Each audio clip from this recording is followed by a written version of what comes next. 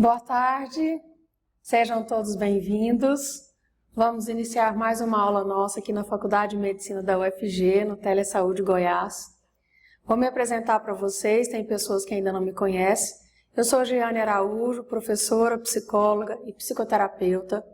E hoje nós vamos falar sobre um tema muito importante, que é a vida é a melhor escolha. Então vamos falar aí do nosso querido Setembro Amarelo, prevenção ao suicídio. Só que ao invés de falarmos de morte, vamos focar no tema vida, tá bom? Então, a vida é a melhor escolha. Vocês poderão fazer perguntas durante a aula ou no final da aula.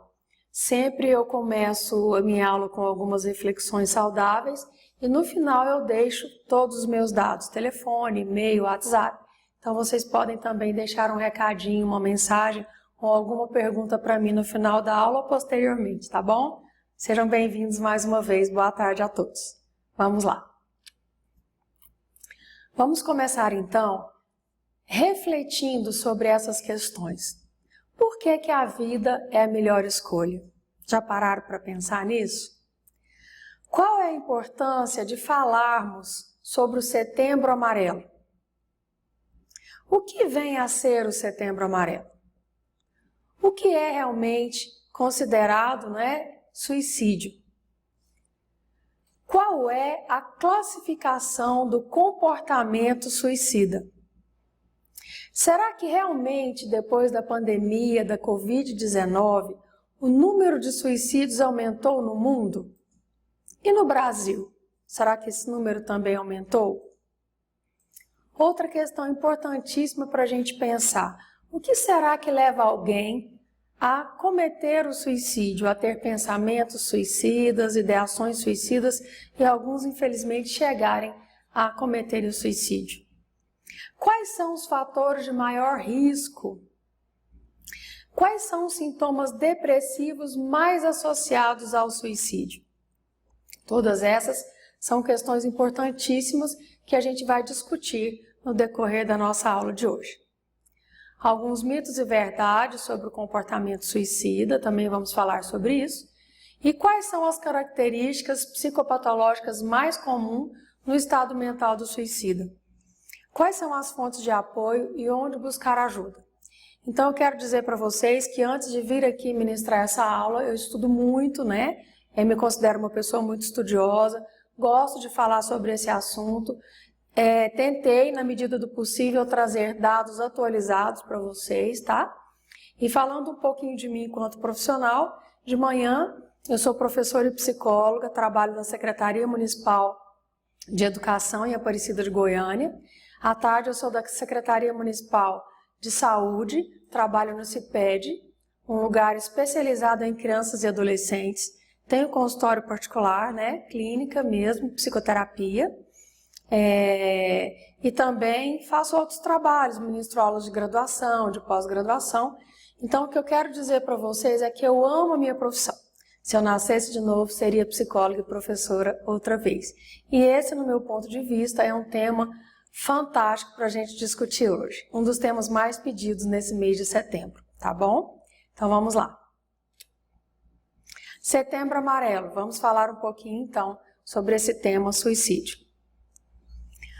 O que vem a ser o Setembro Amarelo? Setembro Amarelo, pessoal, é uma campanha de conscientização sobre a prevenção do suicídio, com o objetivo direto de alertar a população a respeito da realidade do suicídio no Brasil e no mundo e suas formas de prevenção. Então, nosso principal objetivo é a prevenção. O Setembro Amarelo ele ocorre no mês de setembro desde 2015, por meio de identificação de locais públicos e particulares com a cor amarela e ampla divulgação de informações para todas as pessoas. Sabemos que juntos somos mais fortes e qual que é a primeira medida preventiva? Realmente é a educação, é educar as pessoas, é falar sobre o assunto, é tirar mitos e tabus, E explicar bem o que vem a ser essa questão da prevenção, tá? Então é preciso deixar de ter medo de falar sobre o assunto, derrubar tabus e compartilhar informações ligadas ao tema. Então eu quero dizer para vocês que ainda existem muitos tabus em relação a esses temas. Preste atenção no exemplo que eu vou dar para vocês. Esse mês de setembro eu fui convidada mais ou menos por uns 10, 12 lugares para ministrar essa mesma palestra sobre prevenção ao suicídio. E aí eu falei com as pessoas, vamos trocar esse nome, vamos falar sobre morte não, vamos falar sobre vida, né? Infelizmente, em alguns outros lugares, algumas pessoas queriam e outras pessoas falaram assim, não vamos falar desse tema porque a gente pode, às vezes a pessoa nem está pensando nisso e começa a pensar em suicídio, às vezes nem está passando pela cabeça, e a gente vai acender uma luzinha para a pessoa, pensar nessas ideações. Não, gente, a gente não tem que ter medo de falar, tá? A gente tem que realmente abordar o tema, derrubar os tabus e compartilhar informações ligadas a esse tema. É claro que a gente tem que ter uma linguagem muito específica para falar, por exemplo, com as nossas crianças, com os nossos adolescentes. Onde é que a gente vai ministrar a palestra? Numa escola? É para crianças e adolescentes? Então tem uma linguagem específica. É para os professores? Outra linguagem. É para os pais? Outra linguagem. São para os profissionais de saúde? Outra linguagem também, né?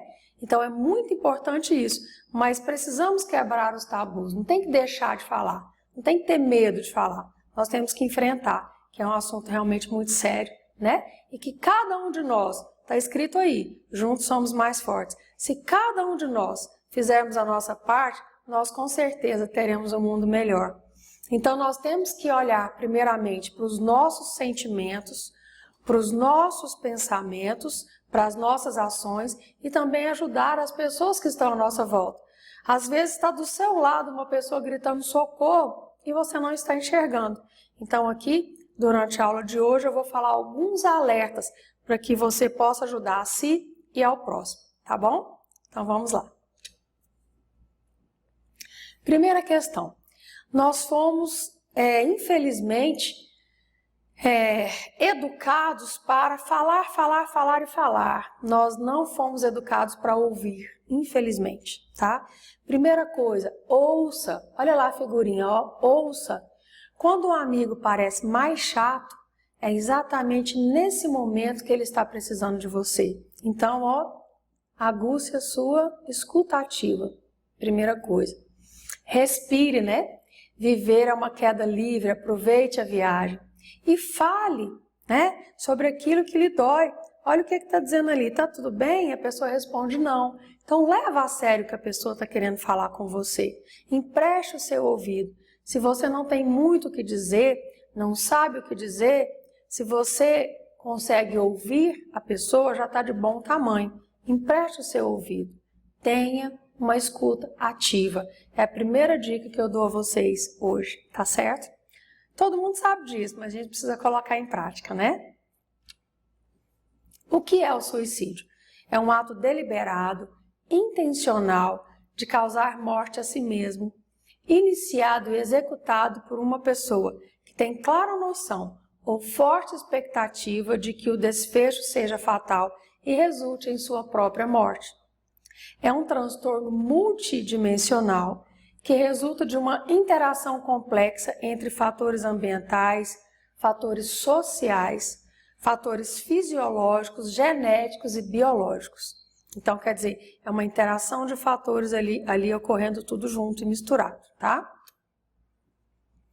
Classificação do comportamento suicida. Então, nós temos 3 categorias. Nós temos a ideação suicida, nós temos a tentativa de suicídio, infelizmente podendo chegar ao suicídio consumado. Olha só, vamos nos atentar para esse número. Mais de 800 mil pessoas tiram a própria vida por ano, tá, no mundo. É a segunda maior causa de morte entre jovens de 15 a 29 anos. 11 mil tiram a própria vida em média por ano. Homens, terceira maior causa entre 15 e 29 anos. Mulheres, 8ª maior causa entre 15 a 29 anos. Então, é um número bastante significativo e que deve chamar a nossa atenção para a prevenção ao suicídio, tá bom? Vamos lá. Indico esse filme para vocês, tá? Vai ficar aí na minha tela. E aí, vamos lá. Da Covid-19, suicídio em tempos de pandemia. Será que aumentou? Será que não aumentou? Como é que é isso?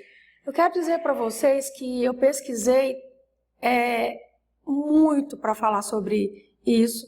E as fontes que eu pesquiso são as fontes científicas, tá? Primeira coisa, você que é estudioso, estudiosa, que é pesquisador, você que quer, né, se engajar nessa área, cuidado com os fake news. É muito importante você ir diretamente nas fontes científicas, nas fontes seguras. Então, esses números que eu estou trazendo para vocês são os números mais atualizados que eu consegui, tá bom? Então, vamos lá. De acordo com os dados da Subsecretaria de Saúde, Gerência de Informações e Estratégia em Saúde Conecta SUS. Olha aí, março de 2022, é bem novo, né? As mudanças ocasionadas pela pandemia da Covid-19 nos 2 últimos anos, como distanciamento físico, teletrabalho, fechamento de escolas, perda de contato com familiares e amigos, tem resultado para muitas pessoas em sentimentos de medo, sentimentos de ansiedade, de tristeza, de crise de pânico, entre vários outros sentimentos negativos, tá? Muitos países também sofreram impactos econômicos negativos no contexto da pandemia, que podem ter contribuído para o agravamento da saúde mental da população. Então, pessoal, há evidências, embora também controvérsias, tá? De que catástrofes e crises financeiras, como a ocorrida na Europa em 2008, pode resultar no aumento das taxas de suicídio, ok? Diante desse cenário que eu estou dizendo para vocês, dessas fontes científicas, né, portanto, as autoridades de saúde ligaram um sinal de alerta para o possível aumento da mortalidade por suicídio ao redor do mundo durante a pandemia da Covid-19. No Brasil, os dados do Sistema de Informação sobre Mortalidade, que a gente chama de SIM, entre 2010 e 2019, demonstram um aumento consistente nas taxas de mortalidade por suicídio, com destaque para o maior número de mortes em homens e para um aumento nas taxas de suicídio entre os jovens no Brasil. Nesse período, ocorreram no país 112.230 mortes por suicídio, com um aumento de 43% no número atual de mortes, de 9.454 em 2010 para 13.523 em 2019. Então, se vocês prestarem bastante atenção nesse número, vocês irão perceber que existe aí um aumento significativo, né? 43% realmente é um número altíssimo, no meu ponto de vista, tá? Então, é muito importante você ter um olhar muito atento para si e também para o outro, tá? Vamos lá. No estado de Goiás, eu achei importante trazer para o nosso estado aqui essa pesquisa, né? No estado de Goiás, as taxas de mortalidade por suicídio têm se mantido maiores do que a média nacional da última década e a tendência também é de crescimento desses indícios. Essa pesquisa foi feita em 2020, foi a mais nova, né, que eu encontrei. Então, olha só. Em 2020, o estado ocupou o 5º lugar no ranking de óbitos por suicídio no país, com 8,22 mortes por 100 mil habitantes, tá? Esse dado, ele foi atualizado agora, não sei dizer para vocês ao certo se foi em 2022, mas foi o último dado que eu consegui. Olha só, primeiro lugar, né, a maior taxa de mortalidade aí por suicídio é Rio Grande do Sul, isso falando de Brasil, né? Então, olha só, Rio Grande do Sul, 12,23, esse dado é de 2020, repito, tá? Santa Catarina, 10,56, Piauí, 9,8, Mato Grosso do Sul, 8,71 e Goiás aí em 5º lugar, 8,22. Eu trouxe só até o 5º lugar para mostrar para vocês aí que Goiás, então, ocupa a 5ª posição, né? Seguindo aqui. O que leva alguém ao suicídio? Quando uma pessoa pensa em suicídio, ela quer matar a dor, nunca a vida, né? Essa é uma frase de Augusto Cury. Eu ouço muito assim, com alguns pacientes que falam que têm pensamentos suicidas, que existe uma dor psicológica tão grande que é insuportável. Então eles falam para mim que querem fazer qualquer coisa para aliviar essa dor. Então, quando eu leio Augusto Cury, é exatamente isso, pessoal. Eles não querem matar a vida, eles querem matar a dor, não é? Porque a dor é realmente um fantasma muito grande, é uma dor muito gigantesca. Igual os adolescentes que, infelizmente, têm se automutilado demais. Então, eles falam para mim, doutora, eu corto os braços, as mãos, não é? Porque a dor psicológica é tão grande que a dor física de pegar uma gilete e cortar o braço é menor, é uma transferência de dor. Alguns falam que causam até prazer, outros falam que causam alívio imediato. E aí corre o risco, né? Às vezes não quer se matar, mas corta o pulso e aí não tem nada o que se fazer. Então é muito importante você observar suas crianças, os seus adolescentes. E eu falei isso na última aula e faço questão de repetir aqui. Os adolescentes comentam comigo em sala de aula, comentam comigo em consultório, que nós, adultos, pais, professores, psicólogos, psiquiatras, nós já descobrimos que eles estão cortando, não é? Os braços, as mãos. Agora, o que eles estão fazendo? Né? Eles estão se cortando em lugares onde a gente não consegue enxergar. Então, eles estão se cortando nas axilas, estão se cortando nas pernas em cima, né? Porque aí veste um short, uma calça, não dá para ver.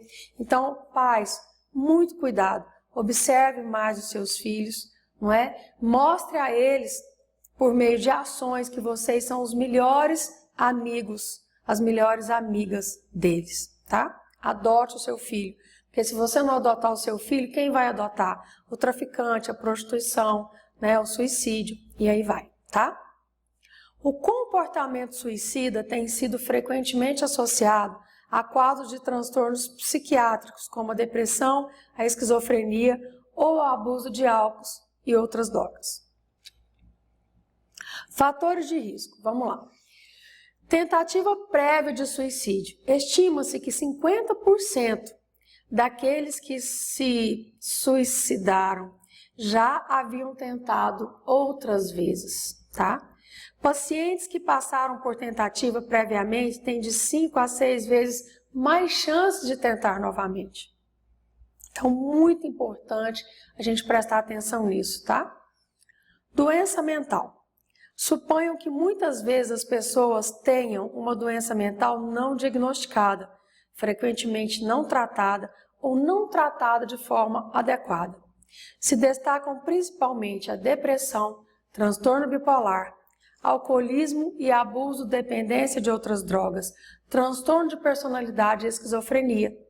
E nós temos também, é muito importante falar, em outros fatores de risco, como, por exemplo, a desesperança, o desespero, o desamparo e a impulsividade. Questão de gênero, de idade, doenças clínicas não psiquiátricas, eventos adversos na infância, na adolescência, história familiar e genética, abusos sexuais, fatores sociais, fatores protetores, entre 1000 outros fatores, tá?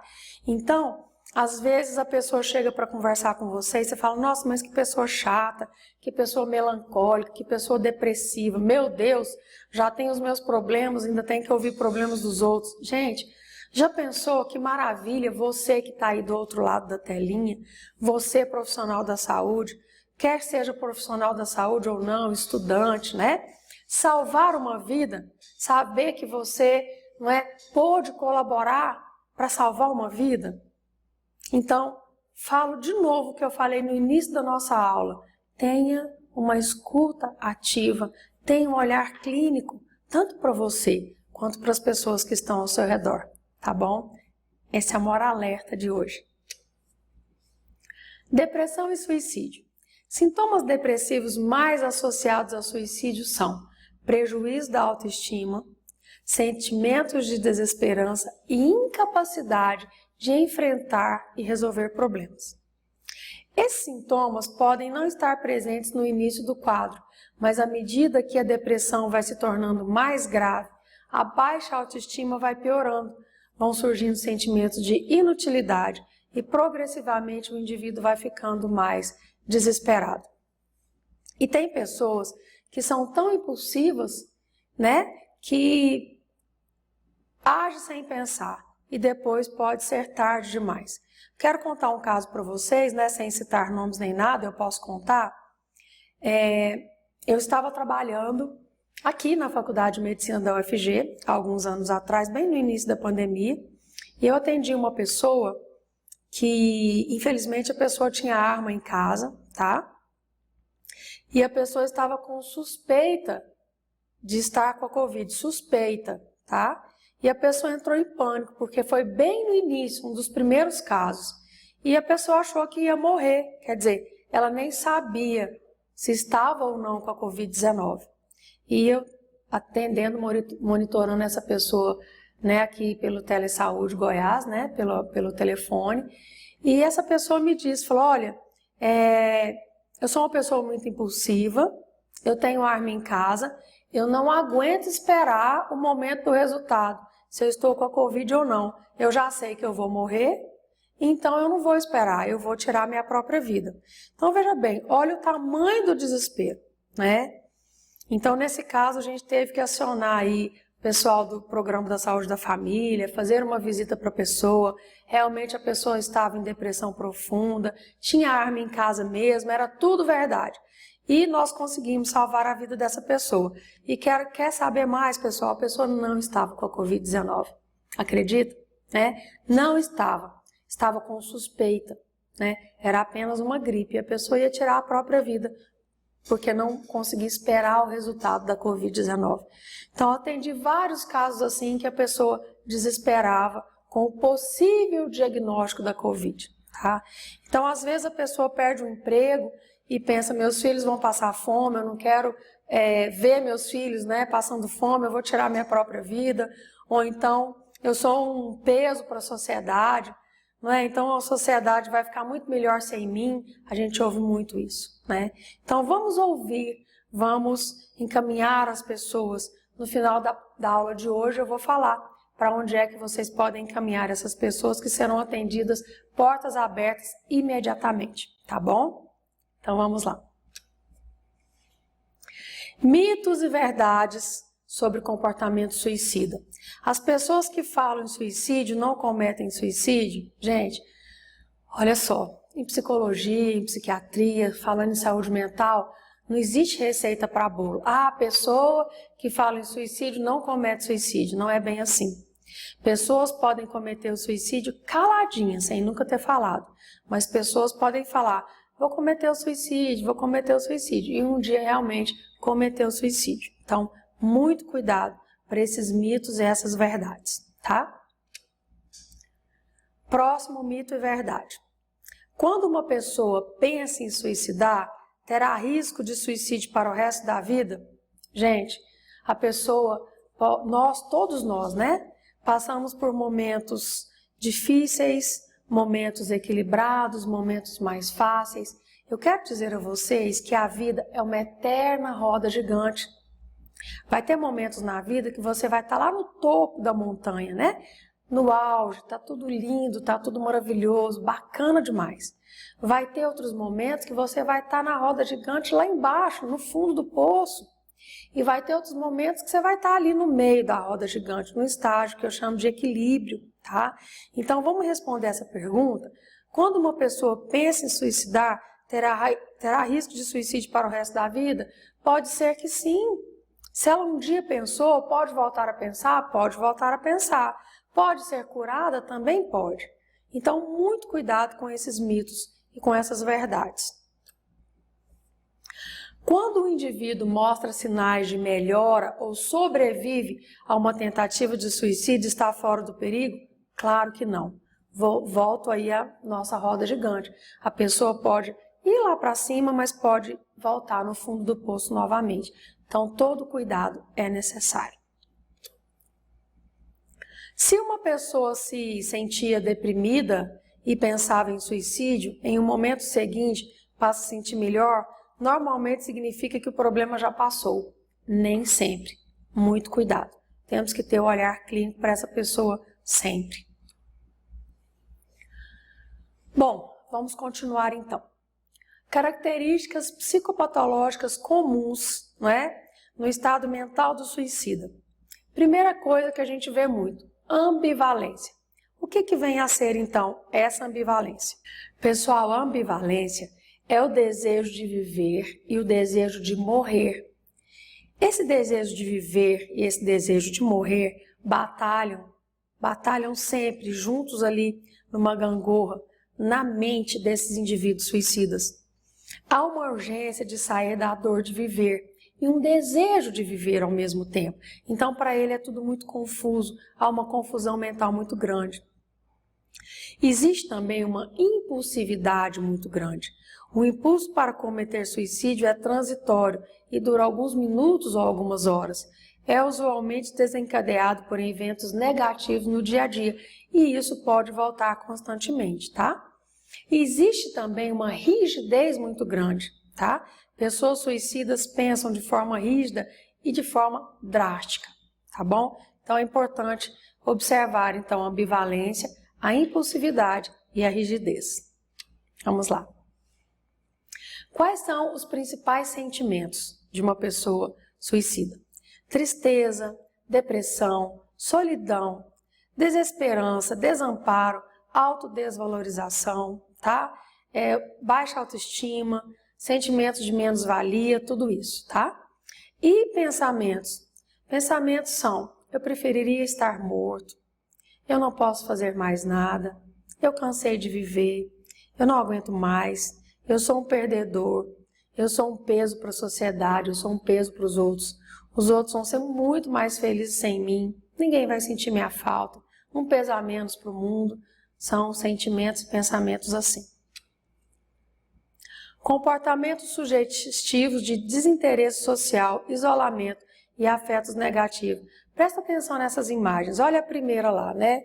Então a pessoa assim, isso aqui, eu estou travada para o mundo, eu não quero saber, eu não quero escutar, eu não estou nem aí para o que você está falando, né? Olha o sentimento, isso aqui significa que está realmente travado para o mundo, eu não quero saber de nada, eu não estou aberta a nada, tá? Então o ombro baixo, encolhido e o braço cruzado, isso é horrível, né? Cabeça curvada para baixo, movimentos negativos, isso aqui também é muito ruim. Chorar constante por nada, frangir a testa, boca curvada para baixo, né, apertado, achatado e ficar em silêncio, tá bom? Então, muito cuidado, um olhar atento para essas expressões, lembrando que o corpo fala mais que 1000 palavras. E aí eu toco de novo no livro maravilhoso sobre essa questão corporal, que é o livro do Pierre Weil, O Corpo Fala. A mente, às vezes, a voz mente, mas o corpo não mente. Então preste atenção na expressão corporal sua e das pessoas que estão ao seu redor, tá bom? Atendimento profissional. Uma proporção substancial de pessoas que cometem suicídio morrem sem nunca ter visto um profissional de saúde mental. Isso é muito sério, tá? Sabemos hoje que praticamente 100% dos suicidas tinham uma doença mental, muitas vezes não diagnosticada e não tratada. De fato, dos que morrem por suicídio, cerca de 50% a 60% nunca se consultaram com um profissional de saúde mental ao longo da vida. Isso é um dado triste, né? Acolhimento ao indivíduo. Pesquisas sobre prevenção apontam para o fato que o desfecho nefasto pode ser evitado, na maioria das vezes, caso haja o devido acolhimento ao sofrimento e acompanhamento da situação. Fontes de apoio. Nós temos várias fontes de apoio. Nós temos a família, nós temos os amigos, nós temos os profissionais de saúde, nós temos os CAPs, nós temos os colegas, nós temos as pessoas que acreditam em Deus, né? Nós temos aí os nossos líderes espirituais. Então você tem que buscar ajuda em todos os lugares em que você se sinta acolhido, tá bom? Onde que você deve buscar ajuda, né? Nós temos os serviços de saúde, os CAPs e unidades básicas de saúde, nós temos as emergências, nós temos o SAMU, nós temos a UPA, pronto-socorro, hospitais, bombeiro, o CVV, não é? Que é só você ligar para o CVV, acesse o CVV, tá bom? E uma coisa muito importante que eu quero dizer para vocês, que todas as pessoas que você conhece, né? Todas, estão enfrentando batalhas que você não sabe nada a respeito. Então, seja gentil sempre, sempre, tá bom? Agradeço a atenção até aqui. E antes de eu terminar, eu quero falar para vocês algo muito sério. Muito cuidado com algumas frases, tá? Que algumas pessoas falam para outras que estão depressivas, que estão ansiosas, que estão passando por alguma síndrome do pânico, transtorno bipolar. Eu ouço demais alguns pais nos consultórios, né, que vão levar os seus filhos, que falam na frente da criança e do adolescente: esse menino precisa de uma boa surra, esse menino precisa de um trabalho, já tem 14 anos, já pode trabalhar, esse menino não quer ir para a escola, esse menino está fazendo corpo mole, sabe? Então são coisas assim que me deixam de verdade chocada. E aí eu percebo, quando eu vou atender essas crianças e adolescentes, que 90% dos casos, quem precisa de terapia é os pais. Então eu quero falar diretamente com você agora que está me ouvindo, seja você pais, mães, né, professores, cuidadores, titios, titias, principalmente em relação às nossas crianças, aos nossos adultos, aos nossos idosos, né? Gente, presta atenção. Se você não tem o que falar para a pessoa, pelo menos ouve. E se você pode falar alguma coisa, fale alguma coisa boa. Por exemplo, em que eu posso te ajudar? Eu não sei o que fazer, mas eu posso te ouvir? Eu quero te acolher. O que eu posso fazer por você? Olha, eu posso te acompanhar, eu posso te indicar um CAPS, uma psicóloga, eu posso, não é, te indicar um número de um telefone do CVV para você ligar. Entendeu, pessoal? Vamos apoiar, vamos acolher as pessoas. Só que uma coisa que eu quero deixar bem claro para você é que a pessoa mais importante da sua vida é você. Se você está passando por algum momento turbulento, se você não está, né, equilibrado, equilibrada emocionalmente no aqui e no agora, não adianta você querer ajudar o outro, tá? Então, tudo deve acontecer na nossa vida de dentro para fora. Organize a sua saúde mental. É o que está escrito nesse slide. Cuide da sua saúde mental em primeiríssimo lugar. Aí sim, você vai conseguir ajudar alguém. E você não vai perder nada em ouvir o outro, em acolher o outro. Você só vai ganhar com isso, tá certo? E então, está aí o meu telefone, meu WhatsApp, e-mail, tudo que você precisa para entrar em contato comigo e pedir ajuda, tá? Estou aí 100% para te ajudar. Conto com vocês aí para que juntos possamos salvar vidas, tá bom? Ó, gratidão a todos pela atenção, um excelente dia, um excelente fim de tarde para vocês. Fiquem com Deus. Gratidão.